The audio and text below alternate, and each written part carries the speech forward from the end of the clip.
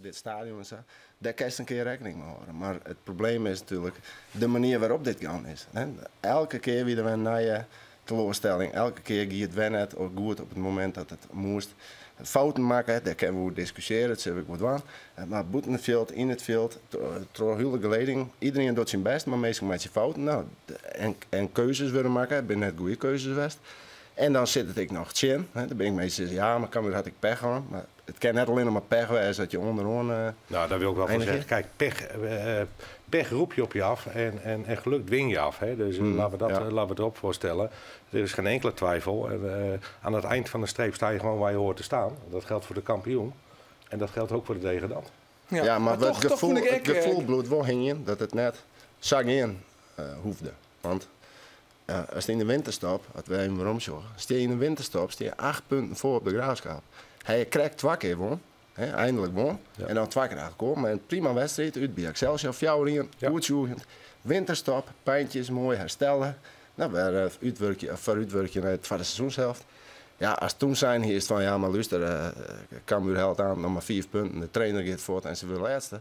Ja, dat hier echt net in een dat hoort ook bij deze club. Ja, maar ben je zichtbaar genoeg geweest, meestal dit seizoen? Want er zijn natuurlijk dingen gebeurd, van der Heidevoort, Henk de Jongvoort, het stadion. Altijd je bedoelt het zichtbaar als directie of als bestuur? Misschien hier zoiets jaddermatten. Omdat ik heb het gevoel dat bij heel veel Cambuursporters ik een heel soort teleurstelling prima is en emotie. Alleen dat het een soort opgekropte emotie is. Een soort vragen werd net jadder antwoord op kan. Hier misschien jadderman. Zo vormavond, dat hadden we, of tenminste dan de sportsclub, als ze daarop verzocht hadden, eerder kunnen doen. Wij hebben daar zelf, denk ik, voor wie het betrof, gewoon altijd, ook naar jullie toe bijvoorbeeld, altijd vragen beantwoord of informatie erover gegeven. We hebben natuurlijk onze eigen media tegenwoordig, de website.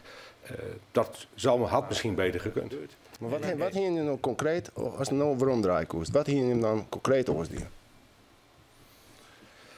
Want dat wil meestal jaren. Concreet, je kan gewoon eens een keer zeggen, we hebben dat en dat hebben verkeerd in geen woord dan. Dan ben meestal vaak ik wel tevreden. Ja, in plaats van ja, maar het is achteraf. We hadden bijvoorbeeld toen het vertrek van Obetje, wat wij helaas niet konden voorkomen. Want neem maar van mij aan, daar stond een clausule in zijn contract. Klopt. Ik had hem liever af laten lopen en zonder geld weg dan... maar volgens mij gaat het zozeer en dan komt er eigenlijk in een soort, paniek is niet, maar dan komt er heel snel. En toen hebben we voor de spitspositie, waar Martijn natuurlijk nog steeds ook voor zat. Maar goed, toen hadden we er nog maar 1. Berisha, die is dat hele jaar niet aan de bak gekomen. Je moeder krijgt Mike van Duinen, dat slag er net en toen kwam Kevin van Veen. Ja. Van je achterover eigenlijk 2. En ik vraag me af waarom dat had gemoeten. Maar dat heeft dan ook wel eens op een korte periode. En ja, je wil dan toch wat, maar soms moet je ook het maar niet doen. Dan. Ja. Jongens, we praten AC verder. Als je 1 jaar erin had gezet, had je 2 ton gehad. Dus dat is ook met een maximum van 3 jaar in dit systeem. Maar er is natuurlijk wel een probleem met mijn spelersbudget. Dat gaat natuurlijk naar beneden, dat die hele begrutting. Maar die gaat van 2,5 naar 1,5. Ja, dat klopt. Nou, in alle contracten die doorlopen. Ja. En volgens mij stond het ook in Martijn's contract, is daar een degradatieclausule. En dat is niet, dat kan trouwens ook wel een soort afkoopsom als mensen weer willen. Maar in ieder geval gaat iedereen substantieel in salaris achteruit. In principe ziet het er wel goed uit dat je hem komen er wel uit. Ja, dat verwacht ik wel. Maar als spelers zijnde, Martijn, dan heb je toch, want ik snap het al wel, van we beginnen weer volgend jaar en vol goede moed. En we hebben een mooie baan enzovoort. Maar als je speler bent... Op dit moment zou ik dat nog niet zeggen. Eerlijk, nee, want er zit er net in te wachten op Os uit. En het is toch die troosteloze bedoeling, man. Tijdens zo'n... Achilles. Ja. Klopt, Nog erger vind ik, dat kan ik hier ook wel uitspreken. We komen nu in de competitie met de belofte teams. Nou, ik vind dat een wanvertoning dat Jong Ajax, jong PSV, nou is jong FC Utrecht direct bij elkaar. Ja. Maar daarom is volgens mij zijn jongens Barto ik horen, want die weet wel wat tevreden wordt in de eerste divisie. En als het net oppast en helst al je naar je meesting erbij, of net maar het eerst al even samensmelten. Verder als het wist, want ze gaat het heel vaak met degradanten. Ben je zo'n wedstrijd onderwijs, hij heeft 4 punten of 6, die 12e. En dan komt er pas wat swing in. En het is een beetje alsof zo'n soort katerhest van die degradatie. En dat je net die optimale van, nou, je bent we dan. Ja, maar kun je je opladen? Maar dat zit zo dichtbij, maar ook zo dichtbij kan het toch wel eens die doorgaan. Maar het moet wel raar lopen dat we met deze ingrediënten die er nu op tafel liggen, het niet voor elkaar krijgen. Maar dat wordt toch ook een factor? Ja, want 1, 2, 3 weken, waar we dan aan denken? Wanneer krijgen we dan echt het definitief? Nou ja, de volgorde is nu zo. Dit moet dichtgetimmerd zijn. En daar lijkt het nu wel op te gaan lijken. Hè? Dus dat het zover gaat komen. En dan, dan zal dat in het B&B en daarna naar de raad. Ja, maar zit daar net gewoon het hele vertragingsproces.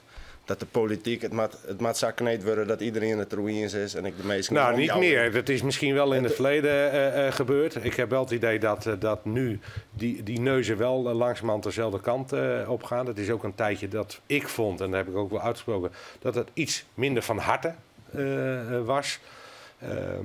Ja, maar ik heb nog steeds het idee dat er binnen de politiek, en jou, sommige mensen enthousiast binnen en oren toch wat meer het laatst half leeg.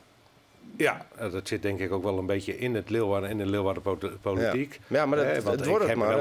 Ik vind het heel jammer als je met dingen start dat het in Leeuwarden op dit soort vlakken ook het enthousiasme. Je kan ook gewoon zeggen dat je het positief erover bent. Hè? Ja. Maar vader Simmer wil je in elk geval duidelijk iets hebben hoe het staat. Nou, dat wilden we al langer. En daarom zeg ik heb al een paar keer datums genoemd.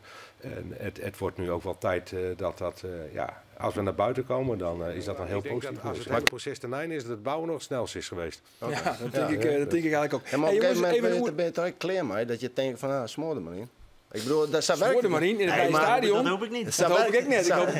Ik ben blij dat het net de algemeen directeur is. Daarom ben ik net, ik zie functie net. Maar ik bedoel, dat kan ik me voorstellen dat je uit de emotie soms een keer denkt van, nou, weet je wat? Ja, maar dat is een woordpiek. Ja, daarom, dat komt dan in de bot. Nou, dat smoren we. Ik begrijp wel wat je zegt. En er zijn ook wel momenten geweest dat ik of het nou wolpik is of niet, dat weet ik niet. Maar omdat ik het belang zo groot vind voor de continuïteit van de club. We hebben de afgelopen 3 jaar ook nu wel, denk ik, aangetoond hoe dat in Leeuwarden valt. De boost die dat geeft, het vertrouwen. Maar ook, het heeft gewoon ook aangetoond dat we gewoon eredivisiewaardige omgeving hebben. Maar met een Jupiler League stadion en een Jupiler League begroting. Ja. Daar is van alles over te zeggen. Laten we dat niet doen. Ja, wat vies toe eigenlijk? Ja, je geeft nu zelf het voorstel. Ja, kap hem in, zou ik zeggen. Nou ja, het is niet de normale gang van zaken, laten we het zo uitdrukken. Dat is te netjes. Dat klopt, dat is te netjes, dus je mag zelf maar er is een compensatieregeling, is er nou echt getroffen. Hè? Maar de Eredivisie CV, die heeft zo, alle clubs die Dupierre binnen, toch FC Twente, die krijgen nou een bedrag. Hoe hoog is dat bedrag? Dat maakt niet uit hoe hoog dat bedrag is, want ik bedoel, het brengt ons in die zin niet terug naar de Eredivisie. En nou ja, als zij hun aan de regels hadden gehouden, minder geld hadden uitgegeven, hadden zij niet de spelers kunnen aankopen die ze wel, of tenminste kunnen behouden of aankopen, die ze nu wel nog steeds hebben. En die daar wekelijks het verschil maken. Ziyech bijvoorbeeld. Nou ja, Cambuur die houdt zich keurig aan de financiële aspecten. Dat is jammer voor de spelers, zal ik je vertellen. Had ook graag wat meer verdiend. Maar los daarvan gaat Twente eigenlijk buiten het boekje. En nou, wij worden misschien, of tenminste de Eredivisieclubs worden daarvoor gecompenseerd. Dat is heel mooi. Maar goed, het neemt niet weg dat zij na de winterstop wel een x-aantal punten hebben gehaald, waar wij die niet hebben gehaald. En ja, als je daar een financieel fairplay tegenover zet, wellicht had het heel anders eruit gezien. Maar dus Cambuur, dat was wel frustrerend voor mij. Cambuur is natuurlijk niet gedegradeerd door Twente. Nou, dat vind ik zelf ook. Want ik kan me die gevoelens wel voorstellen dat je een beetje night viel, om het zo maar te zeggen. Nou ja, de vraag is van een compensatieregeling. Ik zeg alleen van, is dat het juiste antwoord? Is dat een oplossing? En laat me duidelijk stellen, Twente hoeft voor mij echt niet te verdwijnen in een prachtig stadion. Hartstikke mooie club. Er spelen hier 2 dingen. Twente heeft jarenlang meer uitgegeven dan er binnenkwam. Maar goed, maar dat hebben ze ook verdoezeld en nog een aantal transacties die buiten de boeken om, of in ieder geval niet goed zichtbaar waren, om de licentiecommissie te verleiden. Dus dat je meer uitgeeft dan er binnenkomt, daar weet Cambuur alles van. Dat hebben ze jarenlang ook gedaan. Ja. Dus dat is dan één. Los daarvan heeft Twente sowieso natuurlijk al een grotere inkomstenkant. Maar ze hebben daadwerkelijk misleiding gedaan naar de KNVB. Maar ook naar hun collega-clubs. Die zitten samen in de ECV. Ja. En vorig jaar zat ook Go Ahead Eagles in de ECV. Of een NAC. En wat er nu is afgesproken. Ja, ik vind dat op zich terecht. En het is heel moeilijk om een correlatie te leggen tussen want dit gaat over de mediagelden binnen de ECV. Daar hebben ze nu een deal over getroffen. Nou, ja. Maar hoe hoog is dat bedrag? Want Twente had immers helemaal geen yield. Nou, dat kan je, ja, dat hebben ze wel. Want als ze de licentie houden, en dat moet dan nu nog blijken, want er zijn maar 2 maatregelen. Dat is nog een paar boetes of een puntaftrek. Ik weet niet in welk stadium dat is. Of het licentie afnemen. Nou, dan is Twente exit. Ja. Nou, wij hebben altijd gezegd, dat is ook zonde van de club als Twente dat exit is. Ja. Er is ook in het licentiereglement geen tussenmaatregel. Nee. Het terugzetten naar wat eigenlijk wij en andere clubs vinden bij zulke dingen. Ja, dat in andere landen kan het wel, maar dat is niet van toepassingen van Twente. Want dan passen we onze eigen licentie. Maar daar zit het echte probleem misschien wel. Want Twente krijgt, zat in je lijst een mooie helder sketsen, die krijgt of een taakstraf of een deerstraf. Ja. En de celstraf zit er net in. Nee. Als dat even verder is. Het is je voorstellen dat ze echt een licentie kwijtraakt doen. Ik weet net dat dat wel echt wat uitmaakt. Want dan is er waarschijnlijk in beroep. Ik weet net hoe dat zit met die termijn. Maar dan wordt het misschien wel juli ergens. En dat al die termijnen afhandeld binnen. En dat dan ineens blijkt, nou, ze zijn toch echt kwijt. En dan zitten ze in Cambuur, januari, juli. Ja, dat gaat dan ook alleen nog maar op als de Graafschap en Willem II hun na-competitie of hun divisies behouden. Dus dat is klaar. Wij laten het dan anders zeggen, want dat is dan denk ik ook wel relevant. Wij gaan daar niet van uit. Nee, dus wij zetten wel alles in op Jupiler League volgend jaar. En wij proberen daar de selectie op samen te stellen. We kunnen even een stapje nog verder op die manier. Hè? Ik bedoel, het is weer net gewoon werknemer X of Y. Nee, maar hij is ook niet ontslagen. Hè? Nee, maar hij is gaan we toen Sander of Sander? Sander. Nee, maar omdat ze stellig best van ja, dat zien we nog wel een keer. Maar het is net Samar in. Maar wij hebben niet ontslagen. En nee, dat weet ik wel. Dat is een beetje een discussie. Hij is nog wel voort uiteindelijk. Ja. Dat is het eindeffect. Je hebt een functie Joen als scout in het scoutingsapparaat. En dat kon hij net combineren met je functie als A-trainer bij IJsselmeervogels. Dat IJsselmeervogels is pas daarna gekomen. Hè. Ik bedoel, die hebben hem... En dat is allemaal keurig in overleg met Sander gegaan. En die heeft dat gemeld. Is dat aan de orde? Kan dat dan? Nou, in principe was het gewoon. En dat hij dat anders uitlegt en anders voelt. Dat vind ik, dat is evident. Maar het is niet ontslagen. Laten we dat even vooropstellen. Nee. Maar goed, een sportief joen ben je er net een heel soort mee opsketten eigenlijk. Hè, maar dan sportief joen zit je dan net een heel soort mee op. En dat bedoel ik, mijn keuzes die ze maken, hè, die het uiteindelijk net opsmitten hebben wat ze opsmitten moesten. Nou, en dan, ja, en iedereen maakt fouten, dat is prima. Maar je gaat een zoveel fout achter elkaar. Keuzes die het maken ben ik, maar spelers die het helden worden, vervangers.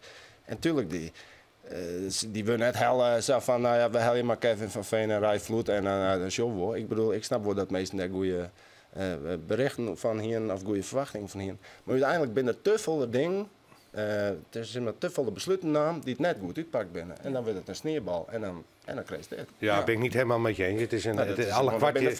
Nee, dat zijn niet de feiten. Alle kwartjes vallen op een bepaald moment de verkeerde kant uit. Hè. Ik bedoel, dat er zijn ook vertrekt, er is geen besluit. Je hebt het over Rijn aan het begin van de uitzending gehad. Een bepalende speler met in ieder geval ook kwaliteiten op andere vlakken. Ja. Hè, daarom is het ook Rijnen. Ja. En weggehaald. Dat is geen besluit. Dat is gewoon, dat klopt. Dus ik vind ik dus te makkelijk dat het besluit is. Wij hebben het daar over inhoudelijk functioneren van een assistent. Nee, maar ik ga net zijn dat het fout besluit dat Rijn of ook Betsy, want daar kan je hem niks aan doen. Dat hebben ik altijd zijn, daar ben clausules, kan de club niks aan doen. Ben je hem handen, boem, dat is gewoon pech. Maar de meesten die er van je plak komen, die binnen mijn goede bedoeling helden, maar te volle, de spelers die vertrokken, we hebben niet afdoende met dezelfde. Dan kom ik even toch weer op het voorbeeld Rijn, zo zijn er misschien wel meer. Ja, maar daar zei net iemand van. Dat Rijn voortgeeft. Nee, oké, maar dan kom je op je het lijstje terug. Er gingen natuurlijk al lange geruchten, bijvoorbeeld dat Botteguin, maar daar hing het dus vanaf. Ja. Dat dit dan naar Feyenoord ging, dat duurde eventjes. En toen wisten we ook dat Reiner daar op lijst stond. Ik bedoel, we waren niet gek, Nee. op de media hadden het al gemeld. Nou, het meldde ook wel eens iets fout, maar... Zelden. Zelden. Maar goed, dan kom je hier met Dammers. Nee, wij zaten eerst met Marcellus. Maar we wisten het ook niet zeker dat Reiner, want Reiner stond niet nummer 1 bij FC Groningen. Stond nummer 2, wij dachten nummer 2. Hans Nijland sprak ik na de wedstrijd tegen Cambuur thuis en dan stond nummer 3. Dus de eerste 2 opties van dat lijstje, die hebben dan ook lijstje. Dat lijstje van Grace, ja. Wij zouden op voorhand ook best Marcellus hadden we willen halen. Want die kan namelijk ook rechtsback spelen. Hadden we op dat moment ook behoefte aan. Je hebt hier al een gesprek gehoord met Marcellus, of nog Ja. net? Maar die wilde niet. Maar die wilde niet. Ja, die wilde wel. Ja, maar niet als rechtsback. Maar niet als rechtsback. Dus je gaat hem ook niet beloven.